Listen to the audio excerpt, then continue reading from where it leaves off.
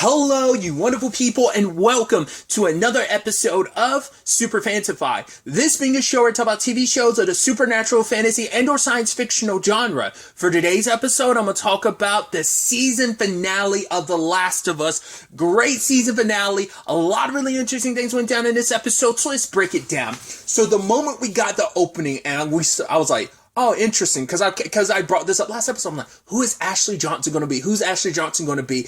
When the moment we saw her running, I was like, no way, no shot, we're doing this. I was like, are they making her Ellie's mom? I was like, oh my God, that's so good. I was like, wow. Because last episode, I kind of talked a little spoilers, but not really. But I was like, oh yeah, I was like, she must be one of the doctors or something like that. It's like, nah, I'm kind of glad they didn't make her one of the doctors. Obviously, with the context of the episode, you know why. But, making her Ellie's mom, very poetic. First and foremost, I love the fact that her and Troy are in back-to-back episodes. Just because it's like, it's not like Troy was in this episode like early in the season, she's in this episode late in the season. Like, no, they're in back-to-back episodes. I thought that was so neatly done in that regard. But like, wow, it's like Ellie got to kill Joel last episode, and Ellie gave birth to Ellie this episode. I think that's so funny when you think about it in that meta sense. But, oh my God.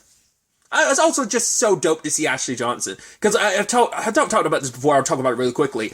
My introduction to Ashley Johnson was actually through her voiceover work. It was like the Ben 10 cartoon, specifically Alien Force On, because she voiced Gwen. That was my first introduction. Like, the first, I think, live action acting thing I ever saw her in, to my recollection, was Blind Spot. Which I didn't realize is she's actually in the first Avengers movie. The waitress at the restaurant that Captain America saves, that's Ashley Johnson.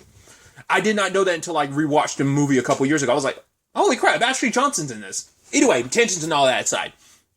But, I was like, oh, interesting. Because I don't think they covered, once again, could be extra dialogue, but I definitely know obviously this was no scene in the game, but I don't remember if this was extra dialogue or not. But everything we got with her mom, Anna, and the fact of the matter is she got attacked by an infected, and it was while, at the moment she was giving birth to Ellie. But it's like, and I also love that she lied to Marlene, and I think that's actually, there's a deeper level to that too, because she had already gotten scratched by the time she cut the umbilical cord, but she didn't want to take the chance that Marlene would leave her daughter to die, and it's like, well, who knows, maybe I want to at least give my daughter a chance, And so, I guess she was a Firefly, and her and Marlene have deep history. I feel like that might have gotten referenced in the game, but I don't remember.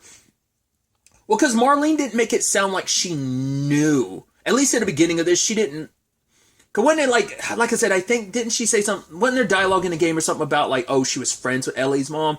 It didn't come up in the show. But apparently, they really, really knew each other. They've known, it's how long have we known each other? Our entire lives. So, and Marlene hesitating to put her friend down because she's like, no, I don't want to do this. It's like, please, you have to. Because it's basically, I don't want to be one of those things. Don't leave me to become infected. I want to die as me. Make sure you find a good home for my daughter to be raised. Which I'm like, I don't know if she did the right thing in the end, considering she left Ellie with Fedra. I guess it makes sense in the grand scheme of things. You are part of a resistance, terrorist group if you, depending on who you talk to. But it's like, yeah, that's no environment to be raising a kid. And probably Marlene, it's probably a constant reminder of I can't let Ellie stay with me because it's just too much of a reminder of me having, not only that my friend died, I had to be the one to put my friend down.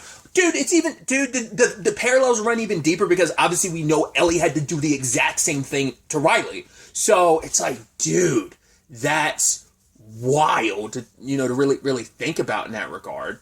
And so it is all right, very reciprocal, in that, not reciprocal. God, I'm blanking on the word I'm trying to think of. But it's all circling. It's all connected. It's so interesting how it kind of repeats itself in certain patterns throughout the story in that regard. Like I said, we'll get to it later on, but how that runs even deeper, even in the confines of this episode.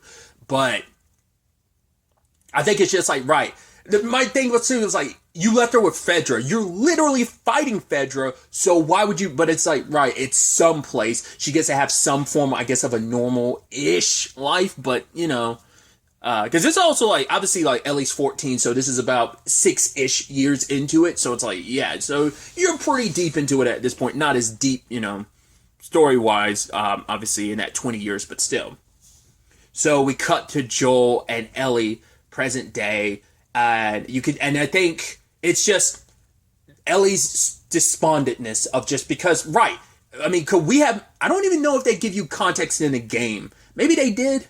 I mean, it kind of gives you context because it's probably like, it might have been like a couple months. Well, because I know it goes from like, obviously winterish to spring by the time like the end of the game happens, but I don't know if it's a thing of, well, they might just be, it might still be winter, but they're in a different city now. So it just might be like, oh, this just happens to be one of the places where, because it was cloudy-ish, I think, but it was also like not really snowy, so it could be that, or maybe it's just like, no, it has been months later. But either way, Ellie's still dealing with, I mean, understandably, everything with David. And I was listening to last week, most recent Play Watch Listen, and Troy was talking about it a little bit, because I knew like what made that David stuff even more powerful was because, once again, like I talked about it, Joel comes in to like find Ellie while the building's burning. Ellie leaves the building. So at least Joel in the game saw what Ellie did and like what she went through. Everything else was like secondhand in the show because she probably, I mean, who knows how much of it she actually talked about either. So, but Troy had made a point that, and I didn't remember this, apparently in the game, Joel stops Ellie. Like, she's partway through her swing. She's like, a good chunk of her like swings into David. Like, there's been quite a few, and he's the one that grabs her and stops her. Now, she stops herself, just stops in the show and leaves. So so once again, kind of adding to the point I'd made that like making that entire thing, Ellie, because Ellie had to deal with that all on her own. And so making it that whole moment just hers, not like a her and Joel moment, you know? So I think, and once again, that's why I'm saying like it makes it even more like, ugh. The fact is that that happened. So either way, but Joel's trying to do everything he can to like pep her up, but she's just, you know, very like, oh yeah, she's trying to be okay, but it's really messed her up, and you know, and and obviously they got the giraffe scene as well, which obviously are like, okay, I was like, I figured they were going to do it because it's pretty iconic, so I was like, they'll probably do the giraffe thing too. But, and I thought this was so powerful where Joel was kind of like, right, well, you know, when it's all said, I mean, you don't have to do this. He's like, every time, like, there's a whole bunch of trouble out there, and every time we end up finding that bad out there. So if you don't want to do this, we have to, but we don't have to. But she's like, we have to. Like, after everything we did to get here, like all the people that died to get us here, Tess to get us here. And I think that speaks volumes that it's like, he made a promise to Tess to get her here, but he's willing to break that promise just in order to protect her because he cares about her that much. But for her, it's like all the people that have died getting us here, all that we've been through, it has to be worth something. It can't have all been for nothing, you know? And she's like, I get it. You want to protect me. And she's like, I appreciate it. You have protected me. But the fact of the matter is, this is something that needs to be done. She's like, but afterwards, we can go wherever you want. The sheep ranch, back to Jackson, the moon, wherever you want to go, I'll follow wherever you want me to go. But this, we have to do this. And I also thought this speaks volumes too, whereas like when they were making their way to that medical camp, and she's like, oh, like Joel was like, yeah, I was here. And she's like, well, Sarah? He's like, no, Sarah was already gone. The fact is, and that right there, he can talk about Sarah like that without being like, the fact is he can talk so openly about it, I think, speaks volumes. Like his comfortability to even talk about Sarah, and even more so later on, I think that shows so much. And it's like, yeah, she was already gone. And he brings back the whole like, oh yeah, this scar. It's like, oh yeah, is this from the guy who took a shot and missed? He was like, I'm the one who took the shot and missed. I was like, whoa. I was like, because I remembered the story beats of this section. I remembered how it ended. The dialogue at the end, I remember. The dialogue here, I did not remember at all. So like Joel and Ellie had that conversation where he's like, you don't have to go. And she's like, yeah, we kind of have to. I don't remember that. I'm not saying it's not from the game. I just don't remember if it is. And even the whole thing of like Joel, like trying to take his own life. He was like, I was ready to. I'd lost Sarah. I felt like I had nothing to live for. And he was ready to, he was ready to pull that trigger. But at the last second, he flinched. And obviously for like Ellie, it's like, whoa, like the fact is he's opening up about something like that to her. And he's like, I hope you know it. She's like, no, I know what it means. That the fact is that like for him to, be telling her that, and obviously the meaning of like him wanting her to live, and obviously, kind of like despite everything the bad that's happened, you do have you can live on, and she's like, right, you're saying that time heals all wounds, and he was like, it wasn't time that healed it, and they just kind of have this moment of silence where they like look at each other, because it's like, right, time doesn't always heal wounds, you have to find other things to heal that. And I think you could read the subtle text of he found her, like protecting her, being by her side, having her in his life, ended up being the thing that healed that wound for him, after everything that he had lost. Like, he's been carrying that wound with him for so long, and having Ellie kind of help with that. So they both help each other. And I even love that he's like, all right, read me some of those puns. And then the Fireflies jumped them, of course, because they didn't know who Joel was. They knew who Ellie was, but I feel like you should know. Well, I guess because she's a kid, so they're like, all right, maybe this is a kid, but who's this? Joe Schmo that's with, either way. And then we get the moment at the end where Marlene tells Joel what's what. It's like, right. And once again, I don't remember if because I know the show leans into the science a lot more than the game did, kind of explaining things away. Not explaining things away, but it just in general explaining it. But like saying like, right, how it works for Ellie is because once again, her mom lied. She's had the cordyceps inside of her because she cut the umbilical cord after she had already been scratched. So it was already a part of Ellie. But basically, there's a cordyceps messenger in her head that tells all other cordyceps she's already infected. Like, oh, she's infected, so the moment the cordyceps enter her vein, like her body immediately shuts it down, because those cordyceps infections think like, oh, because of the infection already in her, it's sending a message to us, she's already infected, so let's shut this down. And so her body, the infection doesn't spread because it thinks she's already infected. I was like, that's interesting. Like I said, I don't remember if because the game in general, like I said, didn't cover the science, but I don't even know if they ever even explained that's how the cure necessarily would work. It's like, right, we'll take the cordyceps from her brain and kind of replicate that messenger and inject it into other people.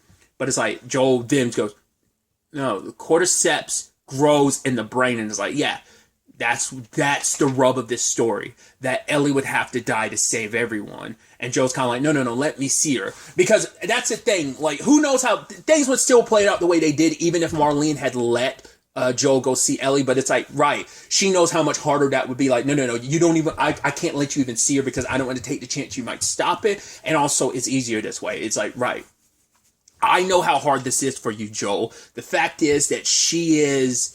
I promised her mother that I would keep her safe, and I'm going to have to do this, but this is for the greater good. Sacrifices have to be made. And I think that's the, it's like the rub of it all. If Marlene was like, hey, I had to kill your mom, I had to put down the person I care about. Now I have to do the same thing to her daughter, even though I promised, but it's for the greater good. Let her grow up happy, grow up safe. Because even Marlene was like, the fact is you made it here. I lost a whole bunch of people, and I almost came close to dying, but Joel's like, no, that was on her. But she's like, no, you're not the type of person I wanted to ever owe, but I do owe you for this. And so they take Joel out of the hospital, and your boy goes mad. That to anyone that doesn't, to anyone never play the game, that is how the final section rolls. You basically like go through killing fireflies as you're trying to find your way to Ellie. And he was relentless, and it's like, it makes sense. You have to, in the context of it, and Joel doesn't say anything, just silent killer going around, blopping and blapping everyone. Makes sense because all these fireflies obviously work for Marlene, so they know about Ellie. So if Joel just grabbed Ellie and bounced, they would follow it. They would always be on the lookout, so he has to kill every single person that's capable of tracking her. I think that's why he doesn't kill those last two doctors, because at least the fireflies know enough about Ellie. They know her name. They know enough to be able to track her down. They're skilled enough. There's a large enough network of fireflies. They could pass that information on. These are probably just surgeons who were brought in by the fireflies, but they're not direct fireflies. Because that's the thing, too. I love that doctor was like, right, I can't let you take her. And Joel, without hesitation, the moment he said, I can't let you take her, bam! So I think Because that's also something I was curious about, because I believe, and once again, correct me in the comments down below, I believe in the game, you can choose whether or not to kill any of the surgeons. I don't think you have to kill any of them, even like cutscene wise or anything. But I know like you can choose whether or not to kill all the doctors or not. And he did. Well, he killed the main surgeon, but he like the other doctors assisting him, like Joel spared them. But the one that was actually performing the surgery is the one that ended up getting got. So I guess it's like, right, you guys don't have enough of a network. You're not directly connected with the Fireflies enough for this to be an issue. So, like, yeah, I'm going to go. If you try, I mean, mainly it's like that guy was going to try and stop him. So it's like, yeah, you had to die. You want to walk away. I mean, it's also like, right, to be fair, all the other Fireflies, they are the type of people who would come after him later on anyway. So that's extra reason to put them down. But the fact is, mainly it's like I have to kill them because they're in my way. And they're going to try and stop me. They have orders to try and kill me if I try to come back anyway. So, and that to me is what makes this so interesting. The fact is that Joel had the opportunity to save the world, but he refused to because he was selfish. He wanted to protect this little girl, and he wasn't willing to let her die. This is for, and I even love that line from Marlene at the end. It's like, you could have just like saved, like we could just forget everything you've done, just leave her so we can make this cure or whatever. But it's like, no, like you shouldn't be the one that makes the choice for it. And it's like, neither should you, Joel. So what would she want? The thing is, Ellie would sacrifice herself in a heartbeat for the sake of saving people, Now this is where we get some interesting territory and this is something I vaguely remember, but I remember someone talking about it. I don't remember the ins and outs of it.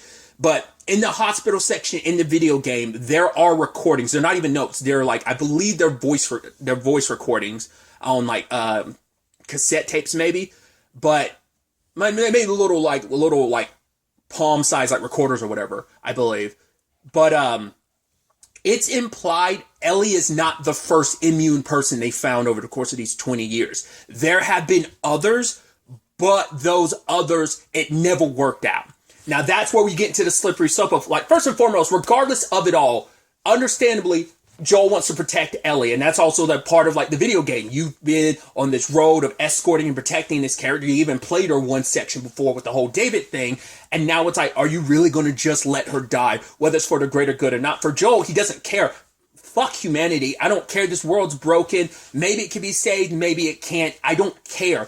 I don't care about the world. I care about her. Especially in a time where, in the aftermath of everything with David, where he felt like he wasn't there to help her, wasn't there to protect her. His greatest fear is not being able to protect her. But now, I can. I don't care if it fucks over the rest of the world. I can save this little girl who means a lot to me. Then that's all that matters. So, but getting into it, none of the other attempts to save, to replicate the cure have ever worked out. So Ellie's just one of many, I think. I mean, it's not like, oh, there's been hundreds, but there might have been like legitimately dozens. So when Joel's lying later on, it's not entirely a lie, but in the show it is because he doesn't know that for a fact. But because it's not like I said, if I'm remembering this correctly, I could be completely full of shit, but I swear I remember that being a whole point. Because that's also the interesting thing. Because it's a collectible thing, you could completely miss it. So it is still that if you miss it, you're still like, man, Joel is selfish as hell. And even if you do have that information, you're like,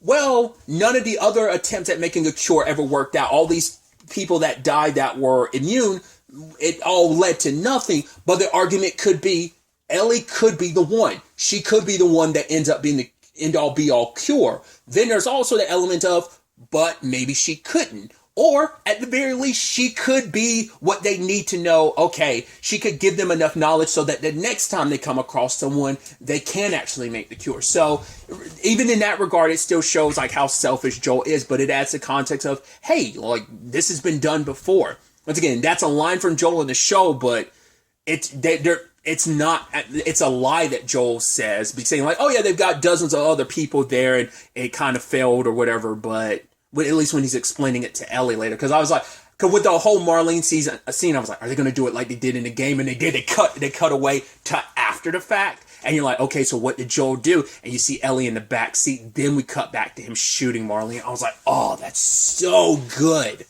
I was like, because it's shot just like that in the it plays out just like that in the game too.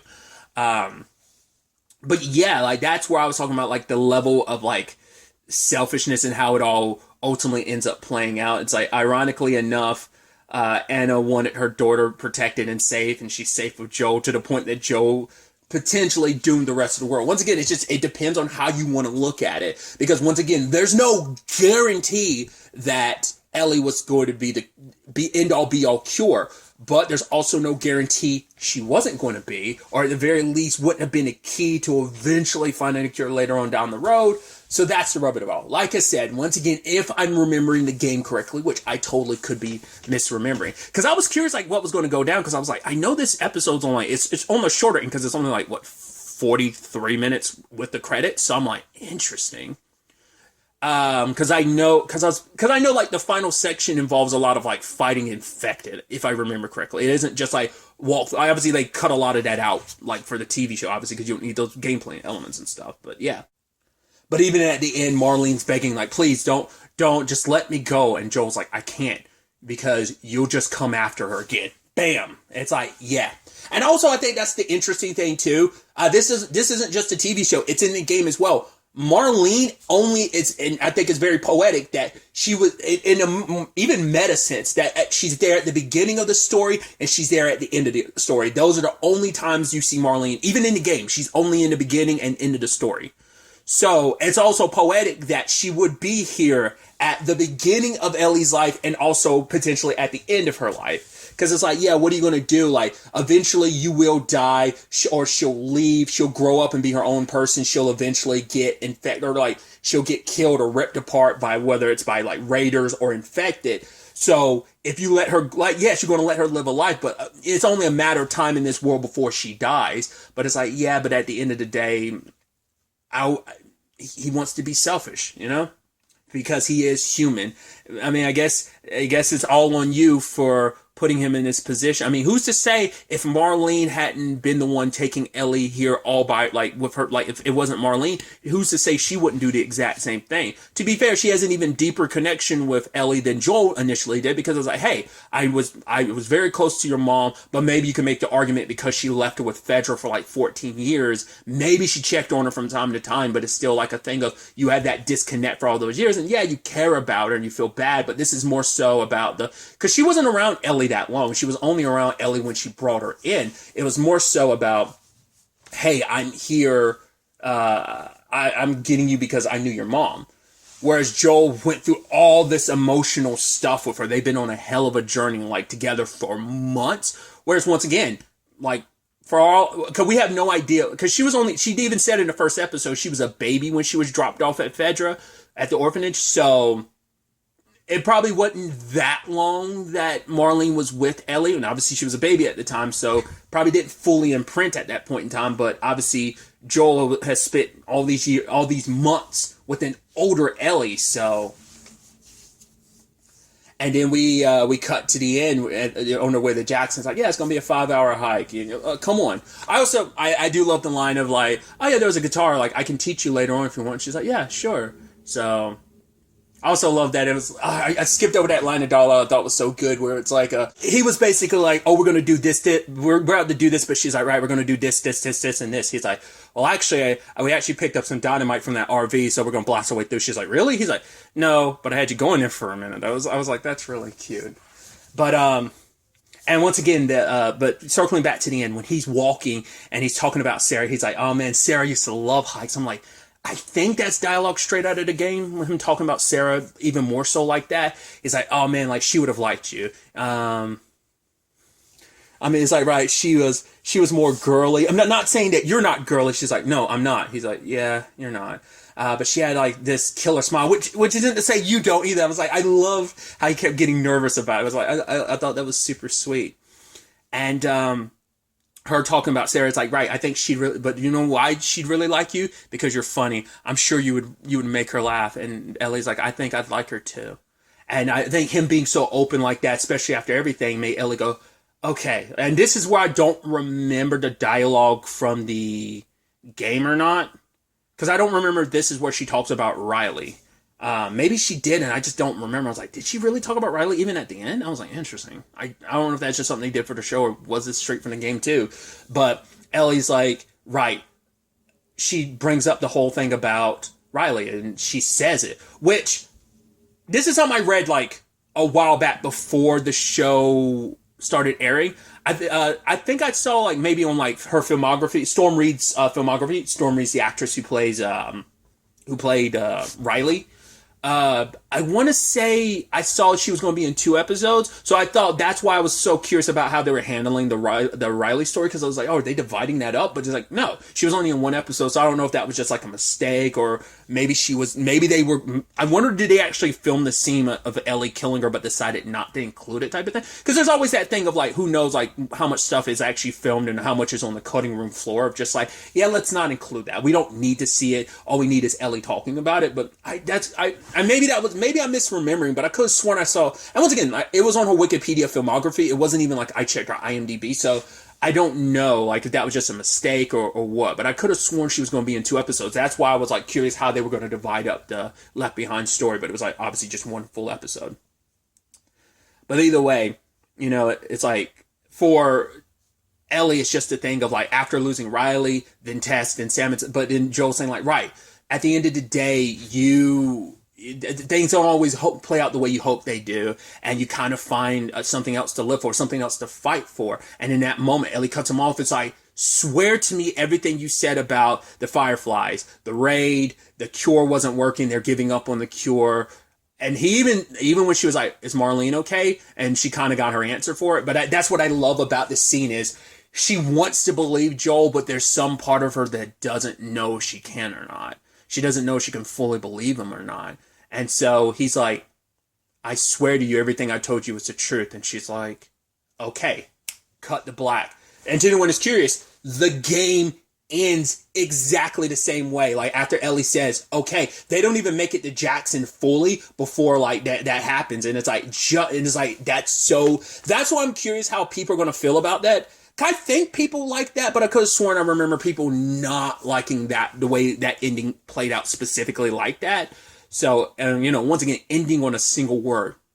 Okay, and a look. Because she doesn't know whether to believe him or not. Because, I mean, especially because she has a context of, I remember what we were talking about before we went to the hospital. So, what could you have done? So, I mean, there's a possibility you could have done something. So, I don't know. So, that being where we end. Holy crap, dude. And that's why I'm so curious about people who've never played the game, who get this ending, how they feel about it. It's going to be really interesting to see those reactions and discussions.